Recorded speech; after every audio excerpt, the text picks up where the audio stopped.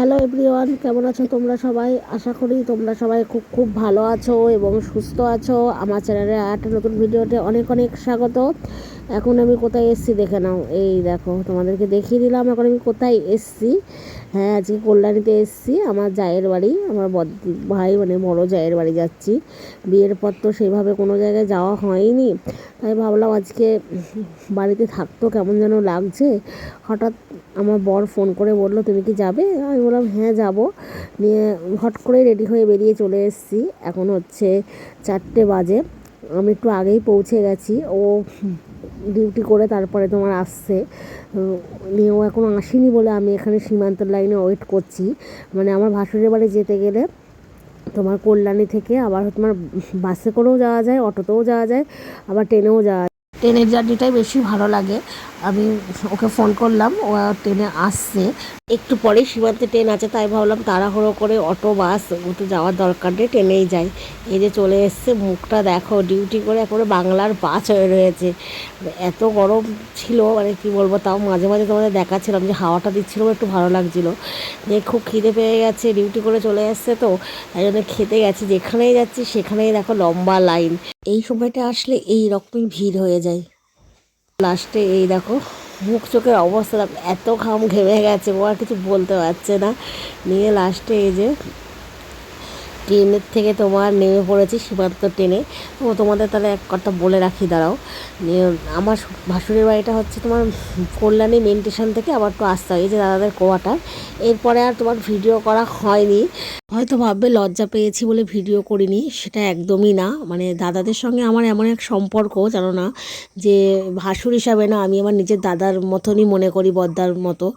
যেহেতু আমার নিজের দাদা বলতে কেউ নেই, আমি সত্যি আমি ওদেরকে আমি নিজের দাদার থেকেও অনেক কিছু মানে ভাবি।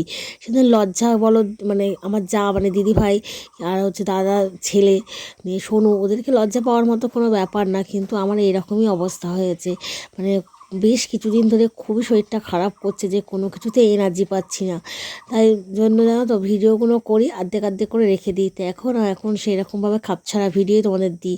দেখো, কথা বলতে বলতে আবার বাড়িও চলে এসেছি। এসে সেদিনকে ছিল অমাবস্যা, বাবা মন্দিরে পুজো দিয়েছে।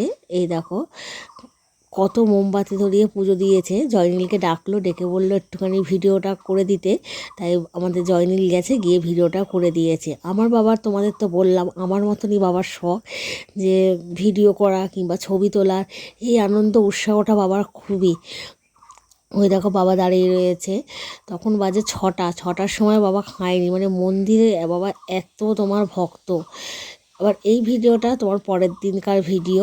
সেদিনকে ছিল 25শে বৈশাখ, জয়নীলদের প্রোগ্রাম ছিল, সেই প্রোগ্রামের ভিডিওর কিছু অংশ তোমাদেরকে তুলে ধরলাম। ওই দেখো, জয়নীলদের স্কুলে হচ্ছে প্রোগ্রাম হচ্ছে, সেখানে ওই বাচ্চাদেরকে সবাইকে দেখো নিয়ে যাচ্ছে, নিয়ে গিয়ে ওই মাঠেতে তোমার প্রোগ্রামটা হচ্ছিল।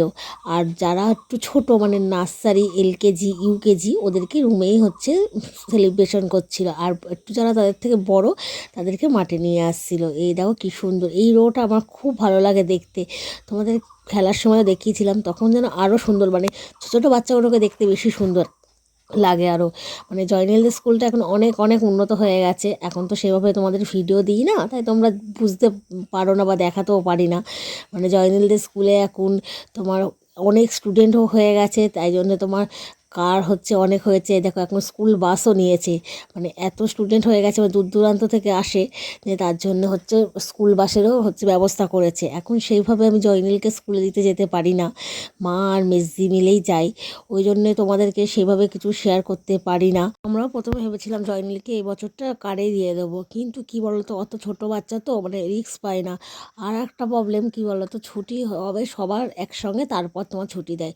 আর হচ্ছে টুকটুকিতে কিংবা হচ্ছে অন্য কিছুতে গেলে অনেকটা সময় তোমার আগে পৌঁছে যাবে, একটু রেস্টও পাবে। আগে যেমন স্কুল ছিল ধরো 9:30 থেকে তোমার 1:30 পর্যন্ত, তখন তাও 2টোর সময় গাড়িটা ছাড়লে তাও একরকম ছিল। আর এখন হয়েছে তোমার 3টে পর্যন্ত স্কুল। মানে অতটা সময় একটা বাচ্চা মানুষ স্কুলে থাকে, তারপরেও যদি আরও মানে অনেকটা টাইম সময় কাটাতে হয় স্কুলে, বাচ্চা মানুষ, ওর কি আর তখন ভালো লাগে? ওই জন্য সেই ভেবে আমরা কার্ডটা দিইনি, হয়তো সামনের বছর দিতে পারি। তোমাদের সঙ্গে কথা বলতে বলতে মানে কথা শেষই হয় না। তারই মাঝখানে দাঁড়াও একটা জিনিস তোমাদেরকে শেয়ার করি। এই যে দেখতে পাচ্ছ একটা হেলিকপ্টার আসছে, সেদিনকে 25শে বৈশাখের দিনই আমাদের এখানে দেব এসেছিলো। মানে দেবকে দেখার উৎসাহ ছোটোবেলা থেকেই, যখন 8-9-এ পড়ি তখন থেকে দেবকে দেখার জন্য পাগল হয়ে যেতাম। দেবের সিনেমা আসলে কখন যাব দেখতে। সেই দেব যখন মাঝদিয়াতে আসছে বাড়ির সামনে দিয়ে, মানে আমাদের বাড়ির সামনে যে রাস্তাটা আছে, মানে হাইরোড, মানে মেন রাস্তাটা, সেই রাস্তা দিয়ে আসছে। তা দেখতে না গেলে হয়। একবার খুব মনে আছে, আমাদের 2011 সালে দেব এসেছিল, সেটা আমাদের বল খেলার মাঠে। তো ভিড়ের মাঝখানে মানে মা বারণ করেছিল, কিন্তু আমি, আমার মাসির মেয়ে, আমার দিদি সবাই গেছিলাম দেখতে। দেখতে গিয়ে কি হয়েছিল জানো, মানে আমরা বেরিয়ে এসেছিলাম, আমি আর আমার দিদি, কিন্তু আমার বোন আটকে গেছিলো। তারপর সে অনেকক্ষণ পরে এসেছিলো। একটা এমন ভিড়ের মধ্যে মানে আটকে গেছিলাম, মানে তখন মনে হয়েছিল যে না বাবা আর হয়তো দেখতে যাব না, আমরা টিভিতেই যেন দেখি। কিন্তু কি বলবো, মানে দেব আসছে মানে শুনে, এই কথাটা শুনেই মানে মনকে আর আটকে রাখতে পারলাম না।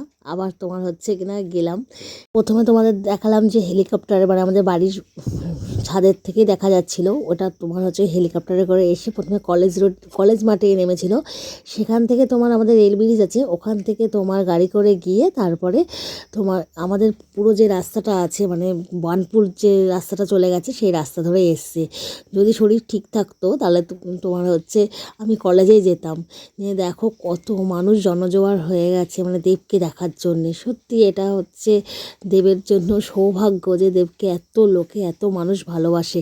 এই যে আমরা দাঁড়িয়ে রয়েছি ঠিক তোমার কলেজের, সরি কলেজ না, আমাদের করপাড়ার যে মোড়টা আছে সেই মোড়ের ওইখানে অনেকক্ষণ ধরে দাঁড়িয়ে রয়েছে। আর ভালোও লাগছিল না, ভাবছিলাম একবার চলে যাই, কিন্তু আবার মনে মনে হচ্ছিল চলে যাব, গিয়ে যদি আবার দেখতে না পাই।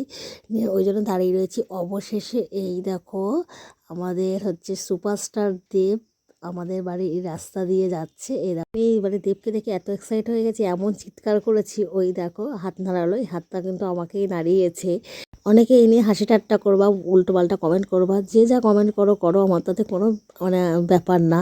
নিয়ে সত্যি কথা বলতে কি দাঁড়িয়ে দেবকে সামনে থেকে দেখেছি, এটাই অনেক। তার সঙ্গে দেখো ঝুমুর নাচ যাচ্ছিলো। নিয়ে আমাদের জয়নীল ওই দিকে গেছিলো, ওর মামির সঙ্গে দাঁড়িয়ে রয়েছে, ভেবেছে দেবকে আরও ভালো করে দেখবে। ওইটুকুনি মানুষ আর অত বড় গাড়ি, সেইভাবে কি মানে এক ঝলক তোমার হচ্ছে ওইভাবে তাড়াতাড়ি চলে যাচ্ছে কি দেখা যায় সেইভাবে। নিয়ে তোমার হচ্ছে তারপরে আমি ওরকম চিৎকার করা হাইক করা দেখে ওর না মানে কি বলবো, মানে কান্না আরম্ভ করে দিয়েছে। মানে মানে ভেবেছে হয়তো বাচ্চা মানুষ ওইখানে গিয়ে ফুলের তোলাটা তোমাদেরকে দেখালাম যে বানিয়েছিল দেবকে দেবে বলে। নিয়ে ও তো আর বাচ্চা মানুষ, দেবকে কি অত তো বোঝে না, কিন্তু ওই দিতে পারিনি, ওই জন্য ওর মন খারাপ। কী করবো তখন, মানে আমাদের এখান থেকে গিয়ে টুঙ্গিতে গিয়ে তোমার এই তোমার মানে পদসভাটা শেষ হয়েছিল। মানে সেইখানে তখন বাধ্য হয়ে ওকে নিয়ে গেলাম। দেখো এত ভিড়, মানে এত কান্নাকাটি করছিল যে ওকে রাখা যাচ্ছিল না। বাধ্য হয়ে সে আবার তোমার গেলাম হচ্ছে টুঙ্গির মোড়ে, মানে এখান থেকে আমাদের প্রায় 1 কিলোমিটার হবে। সেইখানে গিয়ে হচ্ছে ওকে দেখাতে নিয়ে গেলাম। অবশেষে ওকে মানে দেখাতে পারলাম বলে মনে শান্তি হলো। তা না হলে আজকে যে মানে আর বাড়িতে আসলে যে কী অবস্থা হতো তোমরা সে একমাত্র আমি আর আমার মেজদিই জানি। আজকের মতো বন্ধুরা ভিডিওটা এখানেই শেষ করছি। আর এই ভিডিওটা তোমাদের ছাড়লাম বলে দেবের এইটুকুনি, অনেকে কিছু ভাবো না, আমি কোনো ব্যক্তিগতভাবে কোনো পার্টি করিও না। আর হচ্ছে কিনা একজন মানুষ হিসাবে দেবকে খুব ভালোবাসি বলেই তোমাদের হচ্ছে ভিডিওটা, তোমাদেরকে এই আনন্দটা তোমাদের তুলে ধরলাম। সে দেব যে কোনো পার্টি হলেই আমি তাকে সমানভাবেই ভালোবাসতাম। আবারও বলছি এই ভিডিওটা দিলাম বলে কেউ কিছু মনে করো না। আজকের মতো টাটা বন্ধুরা।